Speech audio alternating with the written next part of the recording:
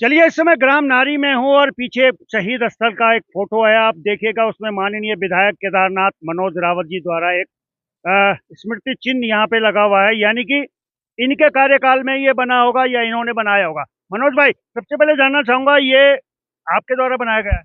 देखिए, मैं जब विधायक बना तो मेरा जो केदारनाथ विधानसभा वो सैन्य बाहुल्य क्षेत्र है। जी। और आज़ादी के बाद जितनी भी जंगें अ, भारत ने दुश्मन के विरुद्ध लड़ी हैं, उन जंगों में हमारे कई वीर सैनिक शहीद हुए। अब समस्या ये थी कि मेरे पास कोई मामला आया और वीर सैनिक के गांव में ही पता नहीं चला कि शहीद हुआ था। उस शहीदों को हमारे लोग भूल रहे थे।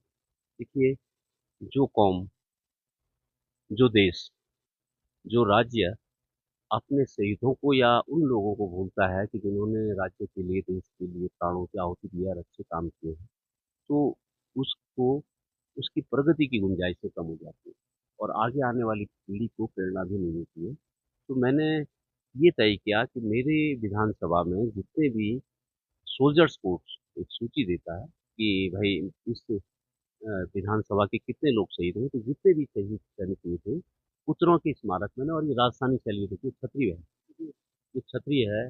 और ये जो मूर्ति है, ये पूरा संगमरमर है। मतलब ये प्लास्टर ऑफ पेरिस की, ये संगमरमर की है। इसकी उम्र कितने भी साल, पत्थर की उम्र जितनी भी होगी उतनी है, खाली इसको पेंट करना पड़ेगा। तो इसका डिज़ाइन थोड़ा कष्ट इस चीज़ का हुआ कि सोल्जर्स जो उसके पास में रहता है वो पैरामिलिट्री फोर्स है। वहाँ के डीजी को हमने चिट्ठी लिखी, उन्होंने हमको सूचना नहीं भेजी कितने हुए। बाकी जब तक के मैं विधायक था और जितने सैनिक मेरे यहाँ से, मुझे लगता है कि 27 या 28 ये ऐसे स्मारक, शहीद स्मारक इनको कहते हैं, ये हमने अपने कार्यकाल में बनवाए। चुनावी प्रचार चल रहा है, अपनी जीत को लेके कितना आश्वस्त है मनोज रावत? अब मनोज रावत क्या, लोगों के चेहरे बता रहे हैं, आप पूरा विधानसभा घूम गए हैं। ये मनोज रावत का चुनाव है, ये केदारनाथ की अस्मिता का चुनाव है। ये लोग जो खड़े हैं, ये मनोज रावत के लिए उतना खड़े नहीं है जितना बाबा केदारनाथ के सम्मान के लिए खड़े। देखिए, हमारे यहाँ यो यो डंडेला भी दिन दूसरा डंडेला जब चले जाना पड़े दोस्त लोग, मैं उसका उदाहरण हूँ। मेरे जो इष्ट देव है, मेरा मकान पुराना बहुत जर्जर हो गया था, लेकिन जब तुम विलमन यो भी दिन जाना नहीं तो तब अजी ते क्या करी, पूरे मकान पर अजी पैसा लगाए तो कोई रोन भी नहीं, लेकिन मकान पर पैसा लगाई। तो ये धामी साहब खतना शंकराचार्य हुए हैं। लेकिन कल उन्होंने बयान दिया है, कसम खाई है, सौगंध खाई है, आपने भी सुना होगा। कैसी है वो सौगंध? देखिए, एक मुख्यमंत्री के मुंह में कोई भी शब्द नहीं ठोक सकता।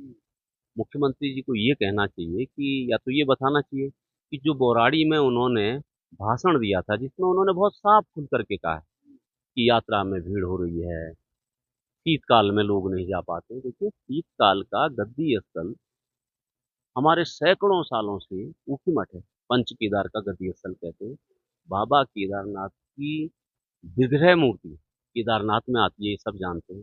अरे भाई, अगर इतने पराक्रमी पुरुष थे आप, इतने सनातनी पुरुष थे, तो केदारनाथ की शीतकाल की यात्रा उसी मठ से चलाते। दो केदारियों को रोजगार मिलता, दो केदारी पलते। लेकिन आपकी नज़रें खराब हैं। और मुख्यमंत्री जी को देखिए, मुख्यमंत्री से ज़्यादा बड़ा बयान पलटू मैंने कोई नहीं देखा। आप अगर केदारनाथ की हेली सिविक सर्विस के बारे में 31 तारीख की आपदा के बाद उनके बयान देखेंगे, और एक भी बयान का अगर शासनादेश आप देख लें तो हम मान जाएंगे। तो उन्होंने मुख्यमंत्री कार्यालय ऐसा बना दिया। देखिए, हमारे प्रधान लोग भी गांव में जब कोई वादा करते हैं या जब कुछ बोलते हैं तो उनको शर्म आती है कि अगर झूठी कल बात निकले। लेकिन मुख्यमंत्री का वचन राज्य का वचन होता है। मुख्यमंत्री को एक-एक वचन समझदारी से करना चाहिए। मुझे लग रहा था कि मुख्यमंत्री जी फ्रेंचाइज़ी, ऐसा चल रहा था कि फ्रेंचाइज़ी खोलना चाह रहे हैं, और कोई दूर की बात नहीं है।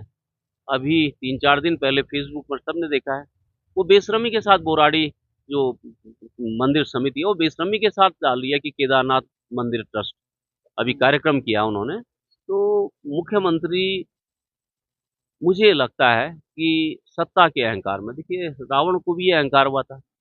रावण के बाद पुष्कर सिंह धामी दूसरे पुरुष होंगे जो शिव को उनके मूल स्थान से, अब हम तो कैलाश में ना, कि हिमालय स्थित केदार, केदारनाथ की महिमा के बारे में कहा है कि हिमालय स्थित केदार। के केदार है। तो वहाँ से या तो रावण ले जाने के लिए आया था, जिसके अहंकार को बाबा ने चूर किया था, या तो पुष्कर सिंह धामी आए हैं, तो उनके भी अहंकार को यहाँ की केदारनाथ की जनता चूर करेगी। एक अंतिम सवाल है, बहुत जगह भाई कई भाषणों में मैंने सुना है वो कह रहे हैं कि मनोज रावत वो व्यक्ति हैं जो अपनी विधायक निधि भी पूरी खर्च नहीं कर पाया।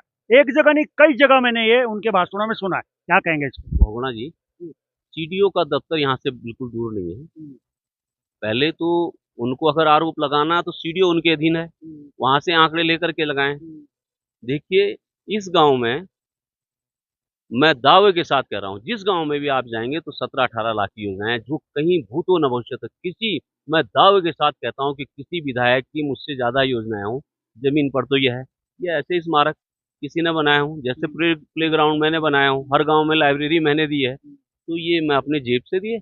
और आप पत्रकार हैं, खुद ही पत्रकार हैं, मेरा आप लोगों से आग्रह है कि सीडीओ ऑफिस दूर नहीं है, सांझ को आज क्या, आप यहाँ से 10 मिनट के रास्ते पर सीडीओ ऑफिस में आप आंकड़े के साथ, और मैं तो कहता हूँ मुख्यमंत्री और भाजपा के लोगों को कहता हूँ उनको आंकड़े लहराने चाहिए कि मनोज रावत ने इतने परसेंट, मैं दावे के साथ कह रहा हूँ कि मेरी विधायक निधि से 10-15 लाख रुपया भी नहीं बचा होगा, वो भी ये कि जो योजनाएं उन्होंने मेरी पूरी होने नहीं दी। बाकी मेरी 95% से ऊपर 97 होगी लगभग विधायक निधि खर्ची है। और अगर मैं गलत बोल रहा हूँ तो आज ही शाम प्रेस कॉन्फ्रेंस करें, मैं तो कहता हूँ प्रेस कॉन्फ्रेंस करें ना मुख्यमंत्री। देखिए, कोई भी आरोप, मैंने अभी एक आरोप लगाया ना, आप भी उस प्रेस कॉन्फ्रेंस में थे ना, तो मैंने सारे तथ्यों को दिया ना। मैंने ये बताया राज्य की जनता को कि तुम्हारी 30,000 करोड़ की जमीन 1 करोड़ साल के किराए पर दे दी और उस पर 23,000 करोड़ रुपया खर्च किया गया है। देखिए बहुगुणा जी, मैं अपने अंदर का पत्रकार मैंने भूल गया था, मैं जब विधायक रहा फिर जाग गया है।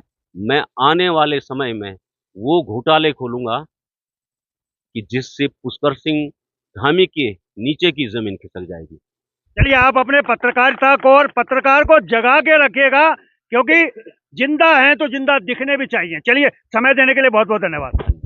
वैसे देखा जाए तो मनोज भाई बिरादरी के आदमी है, क्योंकि हमारे पत्रकार साथी है, तो पत्रकार की निगाहें कहती है बात जैसी होती है।